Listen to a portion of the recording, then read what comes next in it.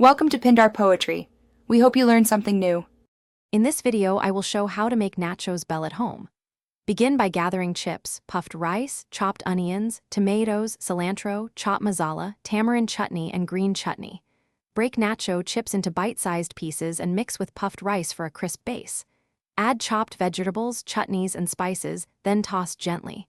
Finish with sev, a squeeze of lemon, and fresh cilantro for brightness. Serve immediately to retain crunch. Start by layering crushed chips and puffed rice to create a crunchy foundation that holds toppings. Drizzle tamarind and green chutney in a light zigzag so flavors spread evenly without making chips soggy.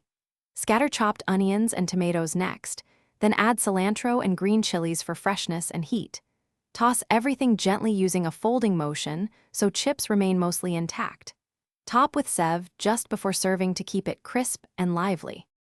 If you are finding this video helpful, please subscribe and like to support more recipes.